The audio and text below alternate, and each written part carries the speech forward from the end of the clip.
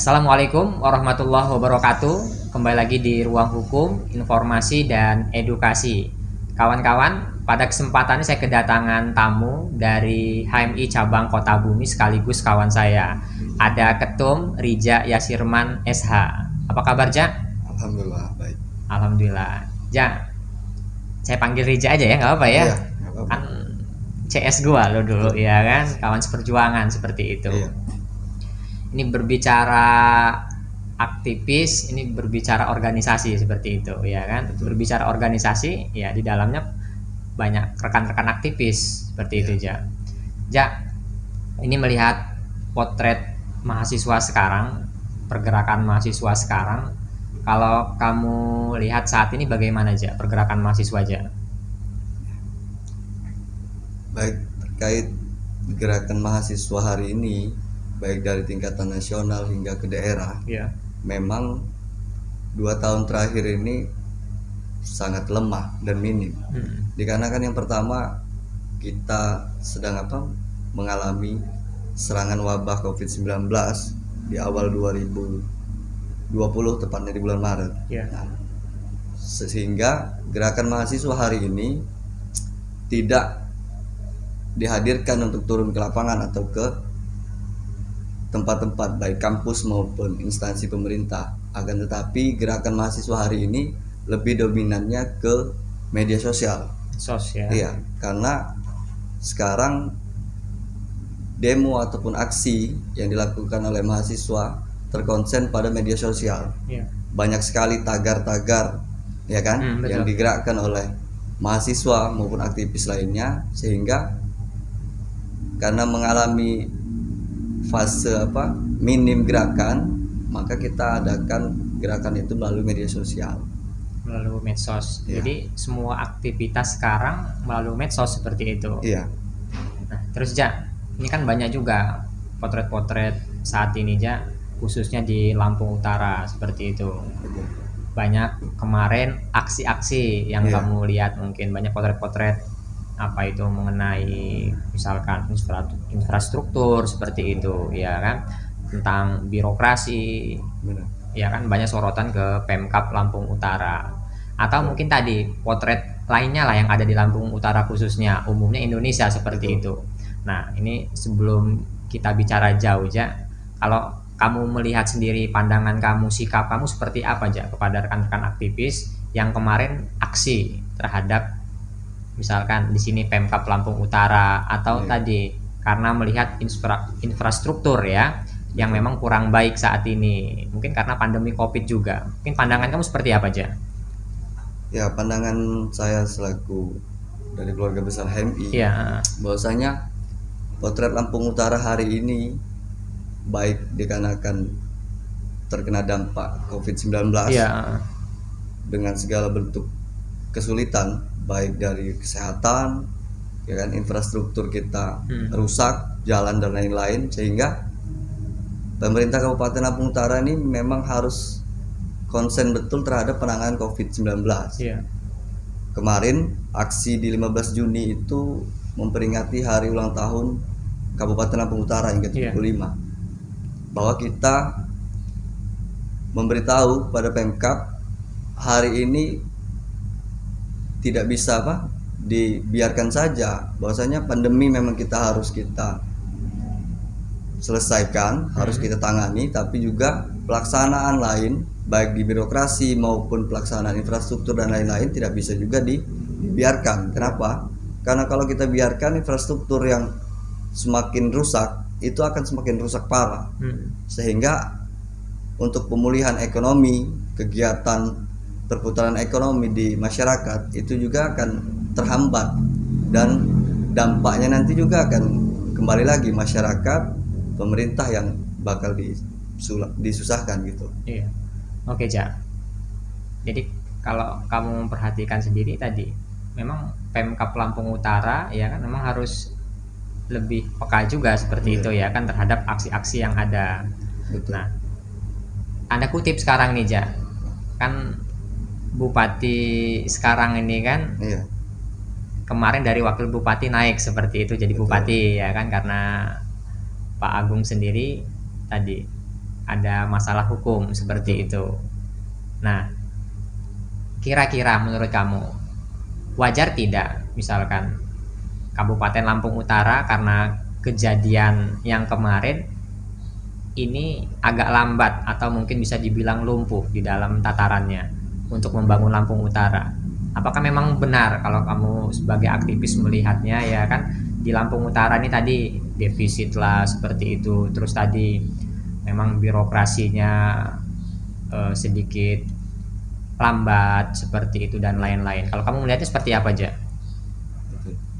Jadi pasca kejadian OTT kasus ya. hukum OTT yang diterima oleh Bupati Lampung Utara, Iya.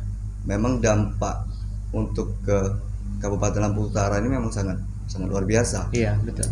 Baik dia dari segi defisit anggaran, terus itu tatanan birokrasi, Iya. ya kan, adanya pergantian dari wakil bupati menjadi PLT, Iya. sehingga pelaksanaan di birokrasi ini sedikit lamban. Selanjutnya dampak juga yang dihasilkan dari kasus hukum kemarin itu pemerintah pusat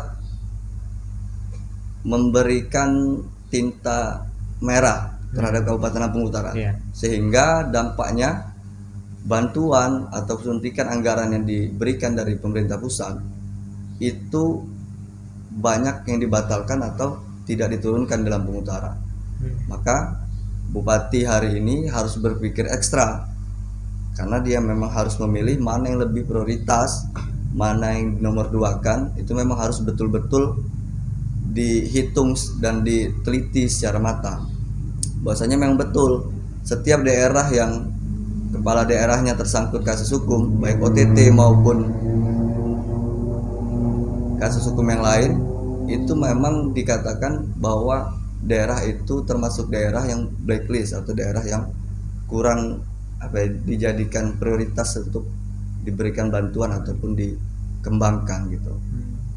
Maka kemarin sempat aksi 15 Juni itu Pak Bupati juga bahas, memang betul terkait anggaran Lampung Utara ini defisit. Iya. Tapi kan bukan kita terima secara defisit itu, akan tapi ada langkah-langkah strategis yang dilakukan kepala daerah Iya. dan satuan kerjanya itu untuk mencarikan solusi alternatif yang harus dilakukan oleh Pemkab. Seandainya melakukan pinjaman dana baik dari bank swasta maupun bank Jabar biasanya seperti itu. Yang kedua ada pemulihan ekonomi nasional atau PEN. Nah, itu yang disampaikan oleh Bupati kemarin bahwa Pemkab sedang melakukan pemberkasan untuk peminjaman dana pemulihan ekonomi nasional. Nah, posisi itu lagi berjalan. Memang infrastruktur di Lampung Utara, baik jalan jembatan yang masih rusak itu memang di nomor 2 kan oleh Pemkab. Iya. Yang diprioritaskan hari ini adalah bagaimana Kabupaten Lampung Utara mampu menangani COVID-19 yang saat ini terjadi terlebih dahulu. Karena kesehatan masyarakat itu memang nomor 1. Iya. Gitu. Jadi memang prioritas Pemkab ya kan, semua kepala daerah memang dari presiden seperti itu untuk dalam tanda kutip di sini untuk COVID-19 dulu seperti itu ya kan, untuk kesehatan, untuk vaksin sekarang ini seperti itu. Ja, ini mau pingin dengar dulu saya Ja, agenda-agenda yang sudah dilaksanakan dan ke depan dari HMI Kota Bumi apa nih Ja? Agenda ke depan yang bakal HMI sendiri lakukan. HMI berharap besar bahwa Lampung Utara ini menjadi salah satu kota tujuan di Provinsi Lampung. Kenapa? Kita bukan kalah potensi, baik katakan air terjun, tempat wisata perbukitan gitu kan, karena kita ini belum dieksplor secara tuntas lah, secara betul-betul dieksplor. Bahwasanya jangan menjadi framing juga bahwa kita kalah dengan kabupaten tetangga, kita kalah dengan Tulung Bawang Barat, kita kalah dengan pesisir barat yang punya pantai, kita kalah dengan Lampung Barat ya kan. Akan tetapi bagaimana Pemkab fokus dengan sektor dengan satuan kerjanya, baik dinas pemuda dan olahraga ya kan, terus satuan kerja yang lain untuk mengeksplor dan betul-betul memaksimalkan apa yang menjadi potensi yang ada di Kabupaten Lampung Utara. Kenapa?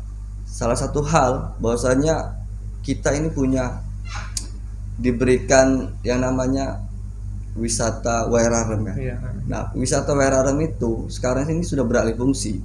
Bahwasanya dulu itu dibentuk pada tahun 80 oleh Presiden Soeharto. Itu dijadikan waduk untuk irigasi persawahan. Iya. Tapi hari ini faktanya itu beralih fungsi menjadi kerambah terapung yang digunakan oleh warga untuk untuk mencari rezeki lah di sana. Iya. Tapi itu bisa disiasati oleh pemerintah daerah maupun pusat, bahwasanya bisa direlokasi mana bagian-bagian yang untuk dibudidayakan menjadi kerambah terapung, mana yang harus dibentuk untuk jadi destinasi wisata. Kenapa? Investor masuk Lampung Utara ini mereka itu ada dua. Yang pertama itu keamanan sama infrastruktur sebenarnya. Ya kan? Kenapa? Karena mereka tinjau lokasi, kalau mereka infrastrukturnya jelek, mereka ini dong, ya kan? Agak berat untuk Masuk. bisa semakin berubah dan turun kriminalitasnya. Kenapa? Karena framing di luar dari 34 provinsi Indonesia ini, kayaknya Lampung ini paling produktif, bahasanya paling produktif untuk memproduksi kriminalitas. Apalagi pemikiran warga-warga luar daerah itu bahwasanya Lampung Utara ini adalah tanda kutip banyak kejadian itu untuk kriminalnya begal. Sedangkan kalau kita cross check juga pelaku begal itu bukan asli, ya kan? Bukan asli itu dari Lampung Utara. Banyak tanda kutip itu pelaku-pelakunya itu dari luar daerah. Tapi pelaksanaan pembegalannya di Lampung Utara sehingga di sini dibilang warga Lampung Utara gitu. Nah, kita mampu maksimalkan Wairarem sebagai destinasi wisata. Kenapa? Karena sejarah dari tahun 80 itu dari seluruh daerah itu ramai-ramai berkunjung ke sana, ya kan? Mungkin itu yang perlu kita gerakkan, itu yang perlu kita support kepada Bupati hari ini harus memaksimalkan. Kalau seandainya tujuannya itu adalah harus ke Kementerian PUPR di pusat, maka kita harus jemput bola. Kenapa? Karena hari ini kita nggak bisa menunggu harus nanti dapat bantuan dan lain-lain. Sedangkan Lampung Utara kan zonanya zona hitam dalam artian untuk bantuan dari pusat kita masih tidak dimaksimalkan dari pusat gitu. Oke Ja, nih banyak juga Ja bincang-bincang kita tentang potret Lampung Utara. Kita bincang-bincang ini bicara ini untuk Lampung Utara ke depannya lebih baik seperti itu ya kan. Bukan hanya kita bicara tapi kita memberikan masukan solusi-solusi seperti itu untuk Pemkab Lampung Utara di sini. Ja, lanjut lagi Ja. Untuk para mahasiswa ya kan, para rekan-rekan aktivis pergerakan lainnya aja untuk bisa tetap kritis ya kan, karena aktivis ini sebagai kontrol juga untuk elemen-elemen yang ada ya kan, sebagai masukan-masukan juga obrolan-obrolan kita ya kan di organisasi seperti itu untuk kedepannya lebih baik di situ untuk pemerintahan ya kan, untuk rekan-rekan yang lain. Nah, mungkin ada kiat-kiat dari kamu Ja, biar para rekan-rekan aktivis yang ada semuanya seperti itu, biar tetap kritis itu seperti apa Ja? Jadi biar tetap berimbang juga tapi seperti itu. Jangan sampai tadi kita mengkritisi sesuatu hal tapi tidak memberikan masukan solusi seperti itu. Kita bisa ngoreksi tapi tidak bisa memberikan yang benar seperti apa kayak gitu Ja. Mungkin ada dari kamu Ja yang mau disampaikan Ja. Ya, terkait bahasanya motivasi dan kiat-kiat lah untuk menjadi aktivis yang memang betul-betul kritis terhadap perkembangan dan dinamika baik sosial, politik, ekonomi dan lain-lain. Bahwasanya kita jangan terpengaruh juga dengan kondisi hari ini. Ya. Kita lahir dengan mengkritisi sesuatu hal itu berdasarkan kajian dan fakta di internal. Jangan sampai juga segala bentuk gerakan itu tidak lahir dari internal aktivis itu sendiri, baik dari AKP yang banyak di Indonesia ini. Sehingga betul-betul gerakan itu adalah gerakan hasil daripada kajian, hasil daripada pandangan kita di lapangan, bahwasanya memang betul-betul real kejadian gejolak yang ada di bawah ataupun di lapangan itu memang betul-betul, sehingga gerakan kita tidak terlihat ataupun menjadi gerakan seremonial, apalagi gerakan dalam tanda kutip gerakan bayaran, ya kan, yang didorong untuk menggerakkan sesuatu dengan adanya funding, ya kan, dibiayai sehingga target pun nggak kena, yang penting pelaksanaan gerakannya itu jalan aja. Nah, saya pikir aktivis hari ini harus memilih serta mampu memfilter mana yang betul-betul harus digerakkan, mana yang jangan menjadi gerakan seremonial yang hanya dipandang oleh publik itu gerakan bayaran, ada fundingnya di belakang. Nah, saya pikir itu karena Tan Malaka itu bilang bahwa idealisme seorang pemuda atau mahasiswa itu adalah kemewahan terakhir. Jadi kalau mahasiswa hari ini tidak memiliki idealisme dalam sebuah gerakan, dalam sebuah perjuangan, apalagi kemewahan yang dimilikinya kan. Persoalan nanti setelah pasca mahasiswa, setelah pasca aktivis, mau duduk di legislatif, yudikatif maupun eksekutif, itu adalah buah daripada perjuangan selama mahasiswa dan selama menjadi aktivis. Siap. Gitu. Jadi tadi kalau menjadi seorang aktivis yang memang menjadi aktivis yang sejati seperti itu. Jangan mainstream ikut arus. Orang aksi ikut aksi, tapi nggak ngerti substansinya apa. Ya kan, yang diomongin, yang dibicarain, yang didemo seperti itu. Jangan tanda kutip ada kepentingan juga ya. Betul. Oke, Ja. Kemarin tuh sempat heboh, Ja, di UI, BEM UI seperti itu. Ada tanda kutip the king of lip service seperti itu, ya kan. Jadi banyak lontaran-lontaran aktivis kepada kepala pemerintahan seperti itu, ya kan, yang nggak sesuai, nggak sejalan dengan lisannya seperti itu. Kalau menurut pandangan kamu seperti apa itu? Iya, terkait ini masukan sebenarnya dari untuk RI1 ya Pak Presiden Jokowi, bahwasanya memang statement dari Ketua BEM UI sebagai Jokowi sebagai the king of lip service. Berdasarkan fakta yang ada memang 80% ya Jokowi itu the king of lip service. Kenapa? Karena apa yang dia ucapkan dengan apa yang dilaksanakan itu berbanding terbalik. Saya ambil contoh pelaksanaan penguatan KPK.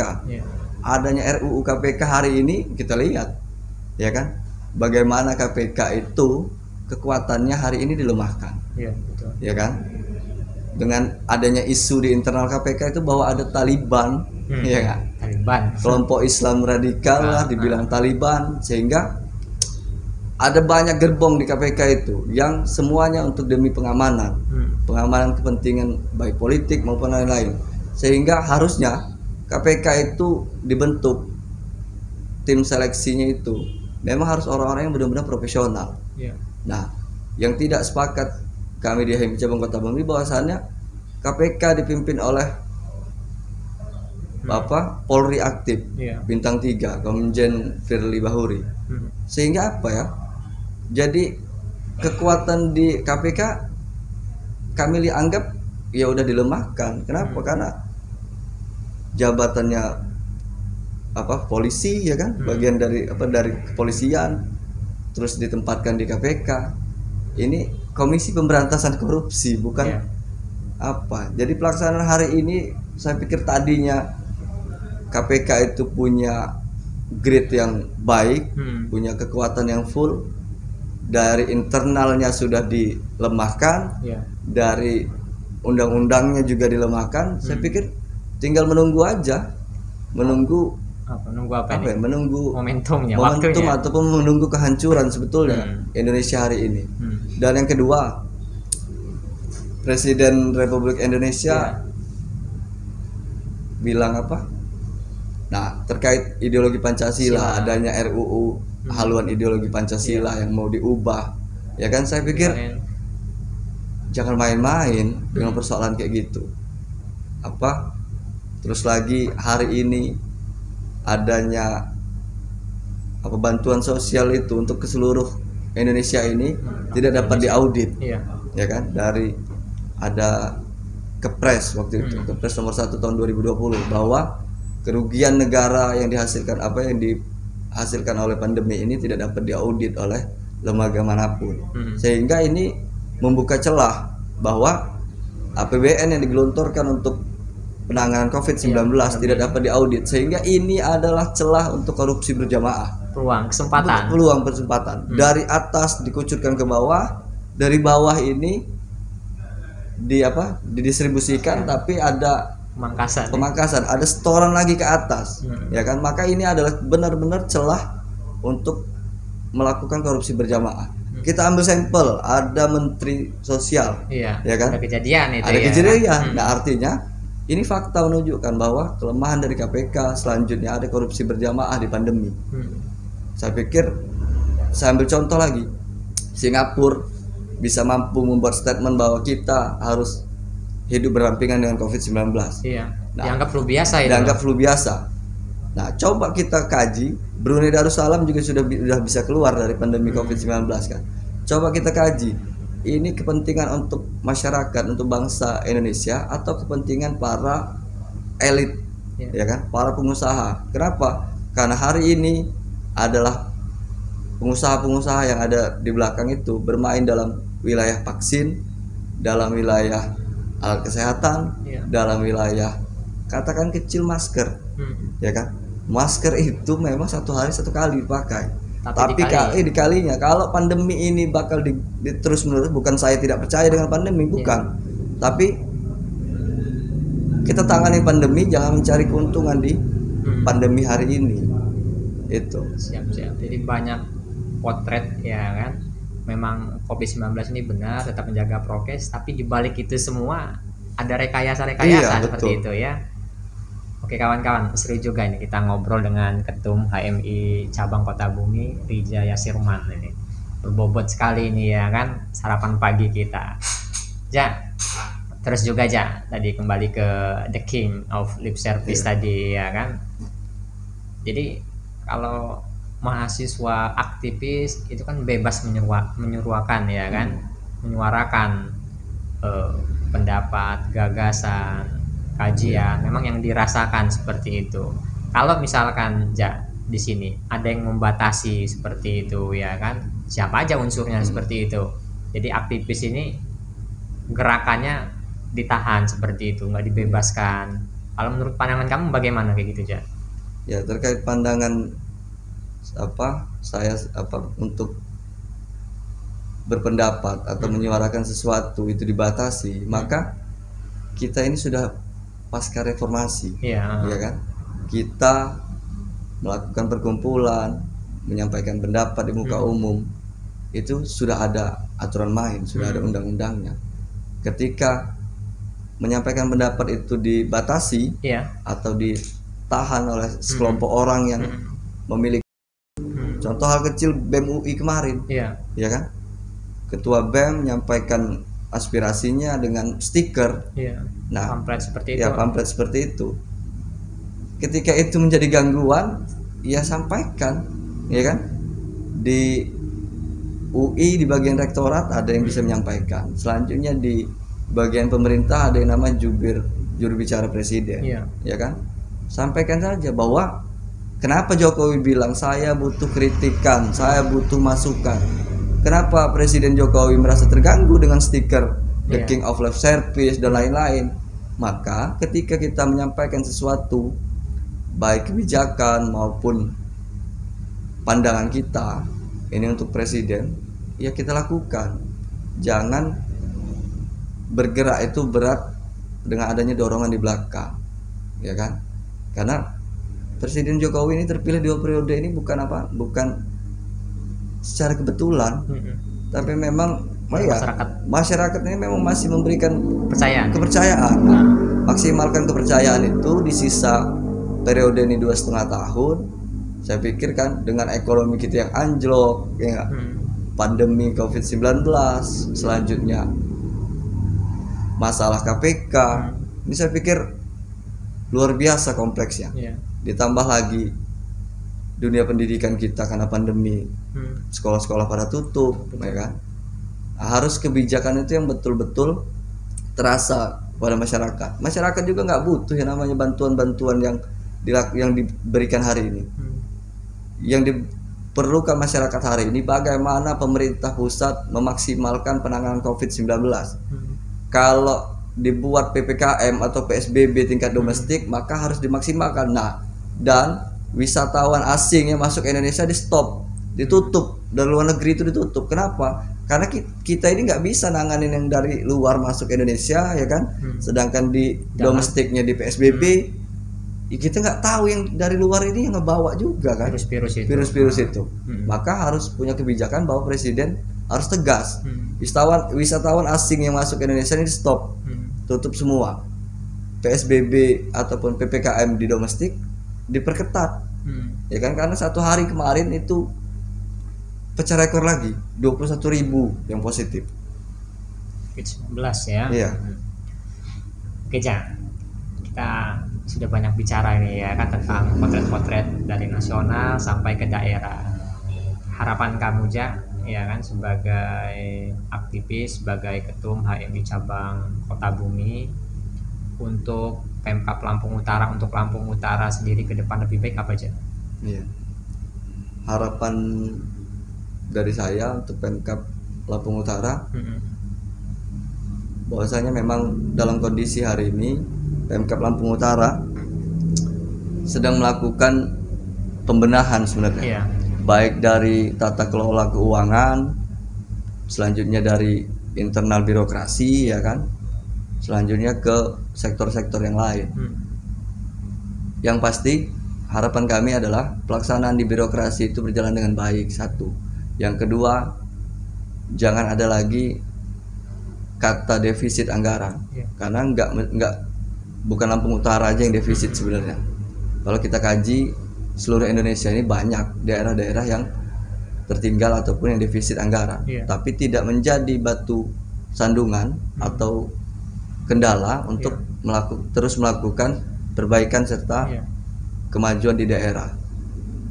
Yang kedua, kalau komoditas di Lampung Utara ini adalah pertanian dan perkebunan, maka maksimalkan komoditas itu.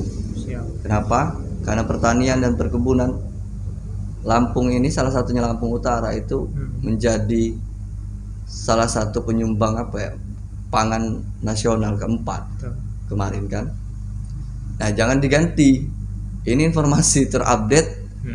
Pemkab coba koordinasi ke Kementerian Pertanian, itu komoditasnya bakal diganti dengan dimasukkan yang namanya bibit kedelai. Sedangkan kita belum kaji juga kan terkait cocok tidak struktur tanah, ya kan, cuaca dan lain-lain, sehingga jangan merusak komoditas pertanian dan perkebunan yang ada, baik kopi, padi, jagung dan lain-lain, untuk diganti ke kedelai. Setelah nanti petani masyarakat mengganti komoditas mereka menjadi kedelai, kedelai juga nggak berhasil, maka bakal rusak lagi, ya kan, bakal down lagi ekonomi di Lampung Utara. Nah, terkait wisata, nah kita maksimalkan. Bahwasanya pada pemerintahan Agung kemarin, Pak Agung itu sebenarnya support, tinggal bagaimana satuan kerja ini menangkap serta memaksimalkan. Nah, support kami terhadap Bupati, tugaskan ketika Bupati tidak mampu turun ke lapangan, tugaskan kepada sekretaris daerah maupun kepala dinas yang lain untuk tinjau lokasi. Kenapa? Karena di bagian Abung Tengah, Abung Bekurun dan daerah lain itu banyak potensi wisata yang harus digerakkan, yang harus dieksplor, ya kan? Kenapa? Karena pengaruh media sosial harus dibentuk dari sekarang, digencarkan juga, baik dari Instagram, Facebook dan lain-lain, itu memang harus di blow up, sehingga kita bicara potensi Lampung Utara wisatanya. Kenapa? Karena yang pertama, kita tidak dilalui oleh apa? Tol. Kendaraan, Iya. ya kan, karena orang kebanyakan sudah melalui tol. Betul. Yang kedua, untuk menjadi kunjungan apa yang dikunjungi di Lampung Utara, ya kan? Singgah pun mereka tidak. Ini yang menjadi harapan kami, bahwasanya kita gerakkan atau kita eksplor potensi wisata kita, terus itu selanjutnya kita perbaiki serta kita manfaatkan wisata Weraram itu, ya kan? Wisata Weraram itu sebagai sebenarnya destinasi wisata lagi. Terus, Dan banyak juga tokoh-tokoh adat di tempat kita yang sesepuh adat yang sudah meninggal dunia. Iya. Itu sebenarnya bisa kita jadikan juga sebagai wisata religi atau wisata spiritual. Di Jawa Tengah itu ada Wali Songo, ya kan? Nah, Lampung Utara sebenarnya bisa juga dibentuk dengan dibuatnya apa? Destinasi tempat wisata spiritual, Iya. di tempat makam Minak Triodeso, ya kan, belum sesepuh-sesepuh lain.